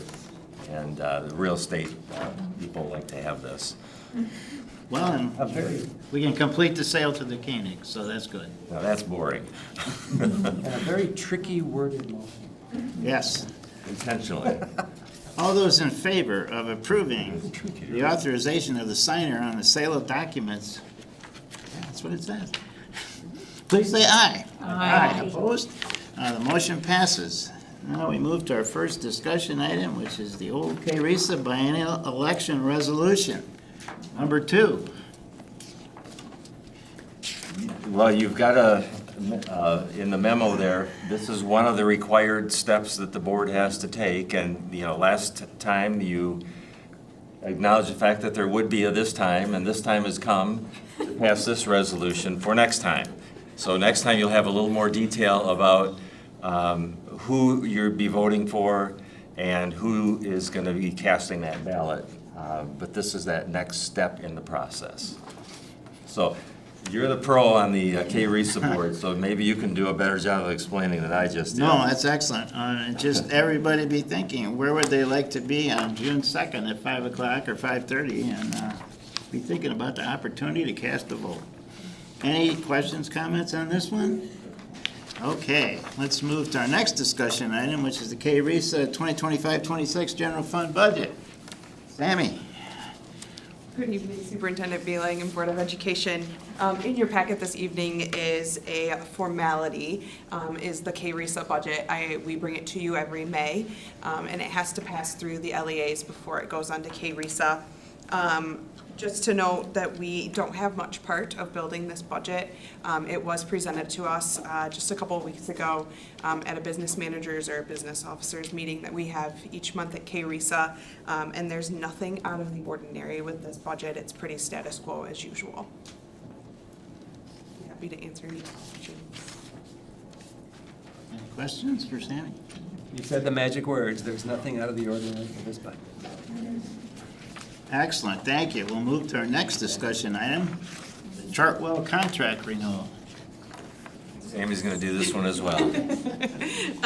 So every 5 years, to give you guys a little background, every 5 years we are required as a district to go out to bid for a food service company. And so this was year 5. The last time was in 2020. So we are hitting our 5-year mark. The bidding process is closely maintained, or is closely watched through the state. I worked a lot with someone at the state through this bidding process. We requested bids from 16 different companies, and they span throughout the nation. And we received 3, and this is in your board, or in your recommendation, we did receive 3 proposals back, and that was from Whitson's, Quest, and Chartwell's. We will be continuing our partnership with Chartwell's. I know their meal cost was 2 cents higher than our lowest bid, but when you've worked with someone for 17 years, it's really hard to part ways. So we will be continuing with Chartwell's. And to note that $3.07 of meal cost is an estimated cost. Right now, meals are free throughout the state, so if we were to ever go back to charging for meals, that obviously could fluctuate, and you guys would play a part in that meal cost. And that's all that I have. I'd be happy to answer any questions. And those other vendors don't have a Susan Livingston, do they? They do not, no, not at all. No, not one bit. Way more than 2 cents. It 100% is. Any questions on this? Great. We'll go to our next discussion item, which is the purchase of ELA text. Well, good evening once again. I'm here to ask the Board of Education to approve the purchase of durable bound classroom sets for ELA elementary adopter classrooms from Bound to Stay Bound, not to exceed a total of $94,725.30. And this would come from a grant that we received, 35J, which is there to help provide professional development, curriculum, and supports for literacy. So we've been in a process of purchasing our new ELA curriculum materials. And if you remember, when we first started this process, we had elementary early adopters. So back in phase 1, which was July 2023, we purchased those books, which were, surprise, I have things over here, normal binding, so just a typical book. And then as we move forward, we purchased K-5 teachers their sets so that they could have them during professional development. The following phase, we purchased all teachers, not the early adopters, but all the other teachers with books. But by that time, we had realized that the binding on these was not holding up. So I came to you last year and talked about books with a special durable binding. And we went out to bid then with a lot of different companies, tested them out. I put a couple copies out there if you wanted to remember what they feel like. But we had those, and then we had lots of other samples from other companies. So we went ahead and got everyone except for the early adopters, the durable bound books.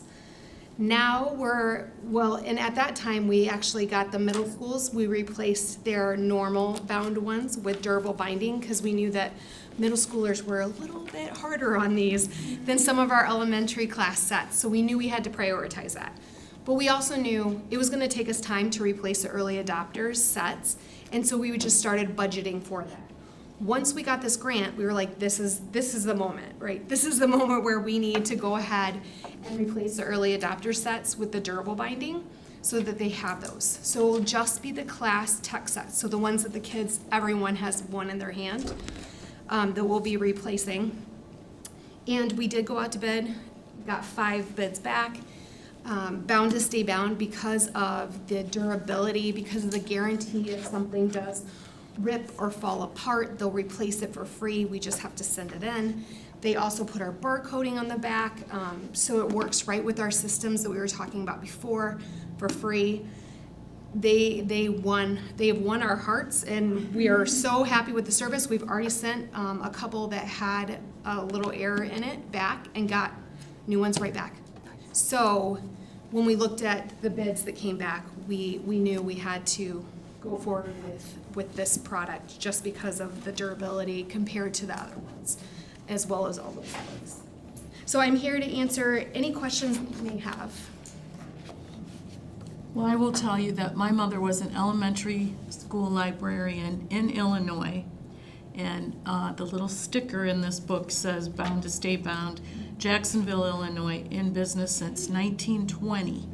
And I remember her talking about buying books for her library that were bound to stay bound, and my mom retired in 1990. She started working at in the district in 1966, so we're going back some 60 years. And yeah, so you made a good choice. Great. They definitely showed up and told us about their company, showed us everything, let us dance on the books. I had coaches trying to rip the books. Like, no, they stand behind their product, and we appreciate that. Well, congratulations on the grant too to fund this. Yeah, super. We're very excited to have it so that we can do things that we really need done very quickly with it. I believe I said this last year, but as someone who has worn through multiple paperback books and had them fall apart into sections simply by rereading them too many times, having a hardcover book version of a otherwise what would have been a paperback book, which is what this is spectacular. Thank you. And now we move to our last discussion item, some interesting policy revisions. Well, there's 3 policy revisions that we bring to you. One is on immunizations, one on EpiPen, basically EpiPens, and the other on student health and well-being.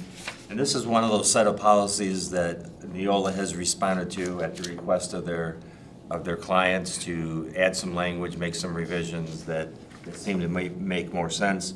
We have reviewed all of these policies and support making the changes that are outlined there.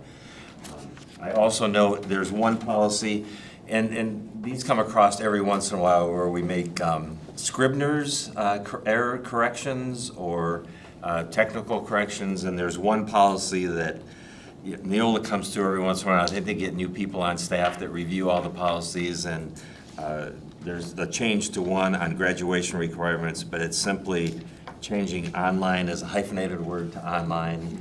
So those don't really require board approval, but I bring that to your attention in case you're scrutinizing the policies that closely. You know we do. I know. So, The politics of hyphenation. it makes for interesting work. Any questions or discussion on this last discussion item? I hope the answer is no. Very good. We've reached the end of our agenda. Thank you very much. We are adjourned. We decided that we're meeting tomorrow, or are we still meeting Wednesday?